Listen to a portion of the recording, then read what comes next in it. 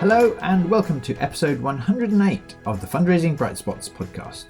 My name's Rob Woods and this is the show for anyone who works in fundraising, who wants ideas and maybe a dose of encouragement to help you grow your confidence, raise more money and really enjoy your job. And this time we're looking at ways to shift power within a charity to people who have lived experience of the issue that the charity addresses. This summer, I went to a fascinating session at the Chartered Institute of Fundraising convention, delivered by Lulu, Smithwick and Shukry, Adan, about the progress that's been made at the charity Refugee Action in recent years. In particular, they talked about initiatives that shift power in terms of fundraising and how this is paying off in various ways, including the improvement of results. So here is the first half of my recent chat with Lulu, who is Senior Public Fundraising Manager, and Shukry, who has been an expert by experience fundraising advisor for Refugee Action. Well, hello Shukry and hello Lulu. Welcome to the Fundraising Bright Spots podcast. Hello. Welcome. So months ago, I sat in a really excellent talk you both gave at the Chartered Institute of Fundraising convention. And let me get the title right. It was something like Shifting Power, Beneficiary-led Fundraising. And it was really well attended. And also testament to how interested the fundraising audience was is there were lots and lots of questions and varied questions at the end. And you could barely get out the door because there was a queue of people wanting to ask you more and more about it. And I found it really interesting. I learned a lot. And I do think it's such an important topic that many charities are trying to get better at, certainly should be trying to get better at, this notion of how to shift power and put people who have lived experience of the issue the charity serves, how to involve them genuinely at the heart of what the charity does. My sense is some charities do that quite well in certain ways, but not necessarily including fundraising. So I'm getting ahead of myself. I learned a lot. I hope our listeners will learn a lot from you too. Just before we get into what you did and what you continue to do, Lulu, first, could you tell me your role at the charity? Sure. Yeah, I'm Lulu. So I'm the Senior Public Fundraising Manager at Refugee Action. Great, thank you. And Shukry, how about your role? Yeah, my name is Shukry. I worked with the Refugee Action as an expert by experience fundraising advisor. And at the moment, I work as a welfare rights advisor with Coventry Independent Advice Service. Great. Okay, thank you. And maybe a little later, it would be interesting, Shukry, to get your sense of how Refugee Action got in touch and your motivations for getting involved and helping and so on. But maybe the starting point, Lulu, is about the catalyst and in terms of your charity and the leadership team in your charity, what their stated objective is and their intention is in terms of shifting power. So when I arrived at Refugee Action back in 2020, the work in shifting power was already underway, and it was definitely something our senior leadership team at the time and still wanted to focus on as one of our key priorities as a charity. So kind of at Refugee Action, we try and go by the motto that we do not exist to work for people seeking safety, but with them, to empower them to take control and influence the issues that matter to them. And when I started there within the team, I was the individual giving manager when I started, and I could kind of tell that though that work was doing really well throughout the charity, fundraising and particularly individual giving fundraising was an area that it was weaker. And it was also, I could tell that there was a bit of a disconnect with individual giving and some of the other teams, particularly around people feeling uncomfortable sometimes about the narrative that was shared, and within our service teams and within the charity as a whole. So a key priority when I came into that role was looking at how to build back up those relationships, but also looking at how to bring that shifting power work into fundraising and into our individual giving specifically. And I worked very closely with our expert by experience manager and our stories and communications officer, who were both really keen to also do this work. And we sort of spoke about different ways we could do it. And we liked the idea originally of just like a big workshop day where we focus on one of our appeals and sort of map it out. And that we're all going to meet together. We sort of recruited a fantastic bunch of people and we had it all planned. And then COVID happened and we had to rejig. The idea of doing a day on Zoom was a bit much, I think, for everyone involved. And with that, we actually thought this could be an opportunity. There was more of a desire for virtual meetings, and there's also more capability at Refugee Action. Like, we didn't really have much of the virtual meeting capability before COVID. It was something we upgraded very fast. And so we looked at instead doing bi-weekly, so every other week, doing a 2-hour meeting and actually seeing a bit more of the growth of the appeal. And it all sort of went on from there. We slowly brought in other areas of fundraising and looked at how we could be really using this strategy long term and working with all of these brilliant minds and brilliant people long term, rather than just seeing it as a one campaign specific project. That's such an interesting approach. Shukry, in a moment, I'd be curious as to how the charity got in touch in the first place. But just on this subject that Lulu said, in terms of meeting frequently, I think it was every 2 or 3 weeks with Lulu and her colleagues for input.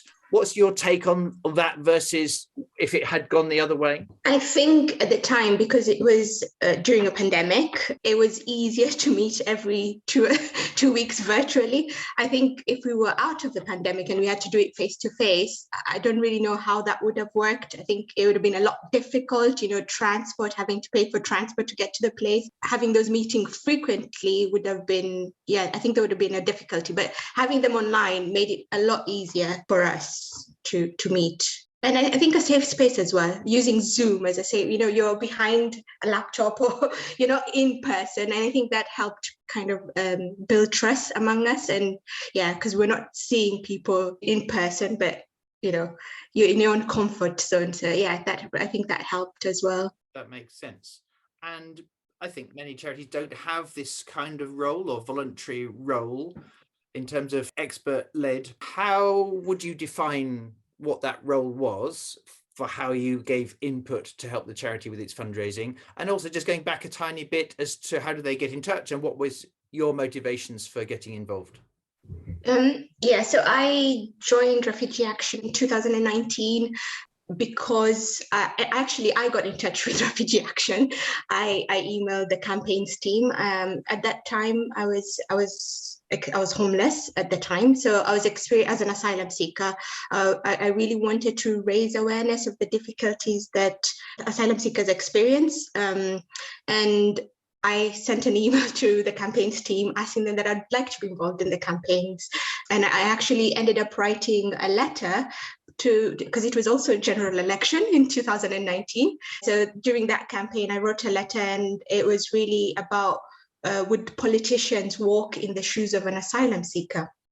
And that was my letter to supporters, my letter to everyone on the difficulties I was experiencing homelessness. I had no right to work as well. So there was things I thought needed to be shared with the public. But that's how I got in touch. And I eventually joined the Experts by Experience fundraising group the following year. They got in touch and said if you'd like to be a guest editor in the newsletter, because there was also one of the content was the fighting for the right to work, which I was really interested in. So that's how I got involved. And I think it was also really important to me to have a sense of purpose during that time. Having not being able to work, I wanted to also learn more about fundraising and what fundraising involves within the charity sector. And I'm really grateful that I managed to join the group. It was a cause that was really important to me as an asylum seeker at that time, and now as a refugee. Thank you very much, Shukry. And I thought that was a really interesting element that came out in the talk that you guys did, in that each time you met, the charity was absolutely benefiting from your ideas and input in terms of making the fundraising, in that case, the fundraising appeal better. But most times there was also this element of training or information that would give you skills generally. So if I could come back to Lulu, top line, what was the structure of those bi-weekly sessions?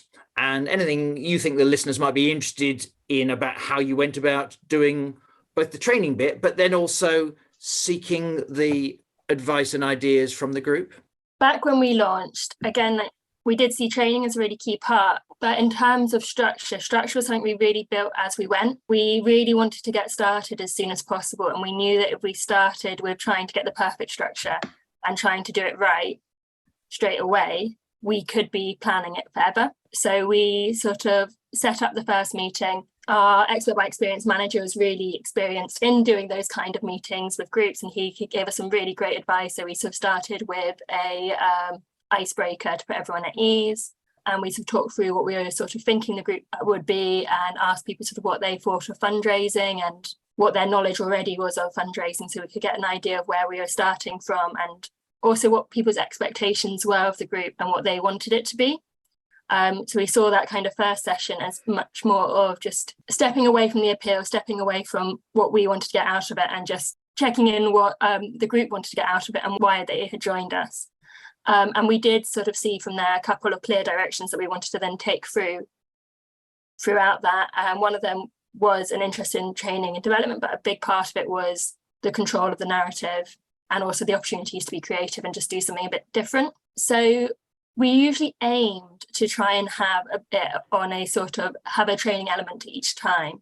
And we would bring in people within the team who had specific skill sets. So our data manager ran a session on GDPR and on how we run a data selection and why we select data in that way. So we were kind of giving that overview, and especially with the appeal, we were working to try and tell the story of how you develop an appeal. So like we started with creating a creative brief altogether, and what sort of questions we would ask ourselves as fundraisers. To write a creative brief, we'd be asking with the group, and we'd be brainstorming it all together, which is how we developed our concept. And then we did sessions on copywriting and sessions on certain things, but we always were trying to get a bit of an equal weight. I think one of the things we learned from our first year of it was we could definitely do better. We were working towards it, but I think it was near the end that we really sort of started to see how we wanted that structure to be going throughout. And with the feedback of the group and the responses we were getting from the group, and we did surveys and feedback sessions, we are now relaunching with a much clearer structure where the first hour is training, and what the trainings will be shared 6 months in advance, and people will be able to see what they'll be getting out of it, really. And then the second session will be the creative working together on something to do with fundraising. So well done to all concerned in spending the time doing this work to really find ways to make the fundraising appeal itself better. I think one of the main projects was a Christmas cash appeal, Lulu, you mentioned. And in a moment, I'd love to get a sense of some of the things that might have made it better. But I think I wrote down from your session that just in numerical terms, working this way was worth it for fundraising. It did raise more money. Yes, definitely. So year on year, we saw an increase. Our income was up by about 20k. And there were a couple of reasons beyond the group for that, in terms of it was a wider audience we went out to. But even so, with that taken into account, we were 10k above our target. So we saw a 25% increase on the target, which had already taken into account that wider audience. Hi, it's Rob, and I wanted to jump in really quickly to let you know about our 2 flagship courses designed to help you grow high-value fundraising results. That's the Major Gifts Mastery Programme and the Corporate Mastery Programme. Rather than have me tell you about how they work, I thought it would be most interesting if you could hear from someone who's done one of these courses recently. So here is a short clip from Sam Harford, who is a philanthropy officer at the British Red Cross, talking about her experience. Hi, my name is Sam and I'm a philanthropy officer for the British Red Cross. If you want to improve your major donor approaches and raise more money for your charity, I would really recommend Rob's Major Donor Mastery course. It was absolutely fantastic for me and built my confidence so much. And I really began to change my mindset and start focusing on cultivating for major donor relationships rather than major donor gifts. Since joining the programme, I've raised over £600,000 in pledges and donations. So I'm really grateful for all of the support and guidance from Rob. If you'd like to find out more about either the Major Gifts Mastery Programme or the Corporate Mastery Programme, go to brightspotfundraising.co.uk/services. For now though, let's get back to my interview with Shukry and Lulu about shifting power in fundraising. If you were to put your finger on any of the things in hindsight, these things I think helped achieve that progress compared to the results last year, what were any of those? I think one of the reasons why the Christmas cash appeal was successful was because I think as a group, collectively, we had a shared understanding of what Christmas meant to us. And I think we all felt as a group that Christmas was an isolating experience, but we also wanted supporters to celebrate people seeking asylum and their skills. So I think having that shared understanding of being in the asylum system helped us build trust among the group and making it a safe place to share our experiences and feedback into the Christmas cash appeal. But also the fact that we wanted to celebrate people. You know, one of the participants suggested that the Christmas cash appeal should be written by one of the participants who was a master's student on human rights.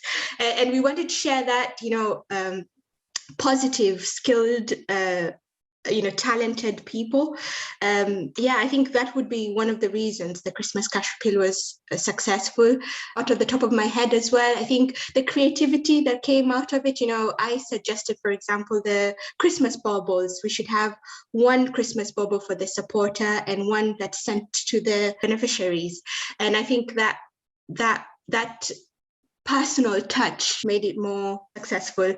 In that way. So that's really interesting. Just in terms of the detail of that, so it was a letter that supporters received, but what was the thing with the baubles? Was that a physical object? It was a Christmas bauble that had been, not a physical, a paper one, a drawing that was actually drawn by Anna's daughter.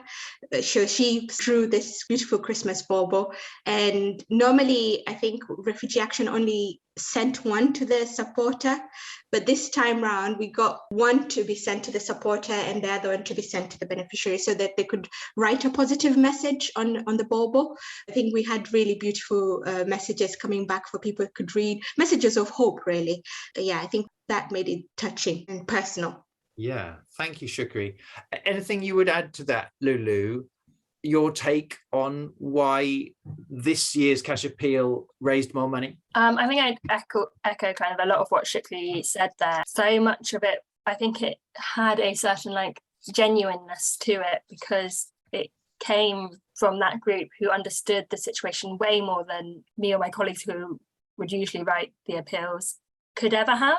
And it had that sort of honesty to it, and it really changed completely how we did every appeal from then. Each one, even if we didn't do it with a group, it was much more led by whoever's story it was, and they would have a lot more say. I think the bauble is, like Shukry mentioned, is such a strong example because from that creative workshop session at the beginning, one of the things that was keep coming out was creating a connection between the supporter and the people with lived experience. And that was echoed in a lot of the written supporter feedback we got. So supporters were actually getting in touch with us and saying that they felt this connection from that bauble. And so it's just such a tangible way we saw that appeal change. The other thing was an impact flyer. So again, how Shukry said, part of the concept was about sort of questioning how people see things and the media narrative around people seeking asylum and showing that actually these people are bringing so many skills and so much passion and so much stuff that should be celebrated. And we wanted that in our appeal too. So we created this flyer where we were really celebrating what people with lived experience had done for our communities during COVID. One of the group suggested actually that we extend that flyer to also with telling a supporter story about something a supporter's done during that time. And again, creating that connection and showing this kind of togetherness throughout. And I think that was really a big theme of the appeal that resonated a lot with people. Thank you both. I just get such a strong sense that, of course, you ended up with a better piece of fundraising because of getting different people's points of view, especially people's points of view who really had a deep understanding of the issue. Just while we're on that, one of my favorite books of the last 5 years is called Rebel Ideas. It's by Matthew Said, and it makes quite emphatically the case that obviously many organizations, we need to do better and do our best in terms of involving a range of people, diverse voices. Of course, that's appropriate and it's morally the right thing to do. But he also emphatically in this book, Rebel Ideas, just points out that you just avoid group thinking that way. Of course, you're going to get better ideas if you're not only asking for people who have a similar background or ethnicity, for instance, or culture, for instance? Lulu, I don't know if that sort of resonates with your experience of just the kind of good ideas that were coming out that you or your colleague might not have thought of on your own. Definitely. I think that was sort of the theme of pretty much every meeting we had. If we're sticking to the Christmas appeal, I think some of the part of it as well is being as close to the past appeals, like the past mailings we'd done, actually really helped improve them. So, for example, one of the members asked us why our Christmas packs were always orange, that it wasn't a Christmassy colour, and it wasn't even one of our main brand colours. And it was just something we'd kept the envelopes as orange because we're always working from the same templates and going, oh, well, our supporters are going to expect a square orange envelope. But when we would sort of directly ask that question, we were like, yes, that is a bit weird. And we changed it to a green envelope with white snowflakes, and it made it a much nicer, much Christmassier looking pack. So it's just even like having this group of people that we could go to who had such like a passion for the creative side of it and like for making things better and for not just settling with what we'd done before, I think was so profitable from having this group.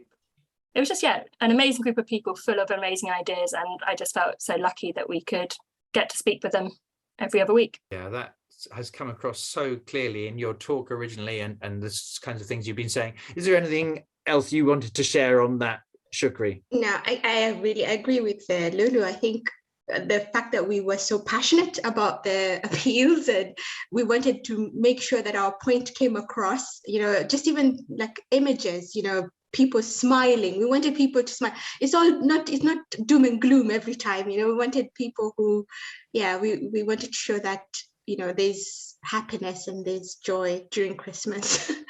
Yes. Yeah.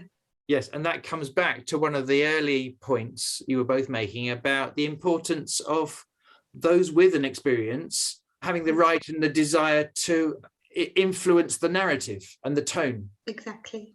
And maybe going away from fundraising momentarily, Shukry, I got a strong sense that I think lots of charities want to do this, but with pressure on time and resources and so on, even a well-meaning fundraising organization could inadvertently do it in a slightly tokenistic way or just not quite an appropriate way. And so they might get some of these benefits in terms of these good ideas and improving the fundraising, but it might not be genuinely done the right way for the group. Could you give the listeners any advice on how Refugee Action seemed to go about it? Because I got a strong sense that it was done right. Apart from anything else Lulu said, we've never stopped learning, we're still learning. So maybe you can't get everything perfect, but overall, I sense, that maybe the group found those sessions helpful and interesting and useful. Yeah, definitely. I feel the way Refugee Action structured the sessions really helped. And I think Lulu mentioned this, we really wanted to learn. We wanted to upskill ourselves as well. 85% of the Experts by Experience group wanted to learn something. And I think having that learning session at the start of the session, and having the feedback session on the second part of the session really helped us, engaged us more. For example, we did the understanding audience behavior, and then we ended up working on the BBC Radio 4 appeal, which raised, if I'm not wrong, Lulu, was it 35,000 or can't remember at the top of my head, but it raised around that. So it raised quite a substantial amount of money. And then what else? I would say also, the team allowed us to, we co-facilitated some of the sessions, so we were able to gain those co-facilitating skills.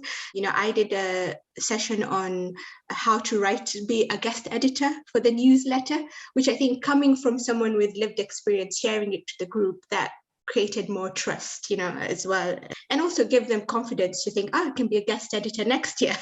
So it really helped. And I think building on that confidence, self-esteem, we felt valued. Success was so important to us, seeing the Christmas cash appeal be successful. Lulu and her team shared the learnings and how much the Christmas cash appeal brought in. We were so proud that we contributed to those campaigns. And also, it had a positive impact on our mental health. And I think this was done by the way the session was structured, having icebreakers at the start. We could, get to know one another. We had really funny sessions. Some of the sessions were really funny. What is your favorite meal, or how do you write? We had like sharing your language. How do you say thank you in your own language? During Christmas, we had a social event. We played games, and that helped us understand the British culture as well in one way or another.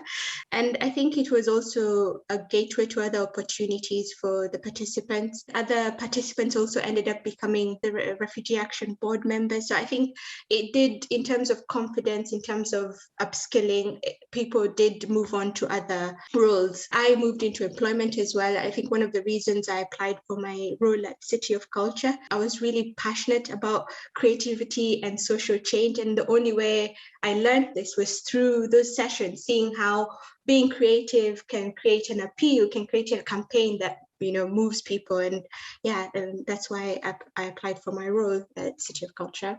Well, congratulations, Shukry, on stepping up and being so generous with your time and effort and your passion to help Refugee Action. But also it is so good to hear that your sense for you and some of the other people who are involved, it has helped them in some of these other ways as well. I get a strong sense that it has been win-win in a genuine sense. My problem now is there's so many more things I want to ask you, but that's plenty for one episode, because I find if I go too far over half an hour in a single episode, it's a bit much for a single listen. So thank you so much for today. I wonder if we might do another quick episode where we might touch on applying the same approach to, for instance, major donors and corporate fundraising and so on. And maybe if we could hear a little bit more about when you were the guest editor for the newsletter, Shukry, because that sounds like interesting detail as well. And or any other learnings basically for the listener. But for now, Shukry, Adan and Lulu Smithwick, thank you so much for coming and sharing your ideas on the podcast. Bye-bye. Bye. Bye. Bye. So I hope you found the conversation helpful.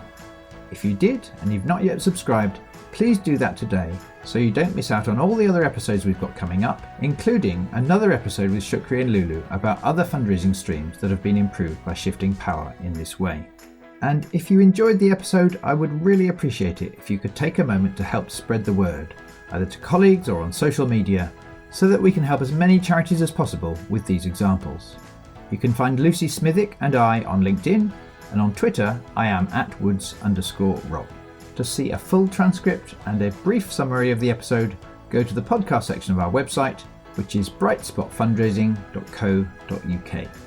Now, if you're interested in finding out more about the live weekly masterclasses and library of my best training films that people can access 24/7, go to brightspotmembersclub.co.uk/join.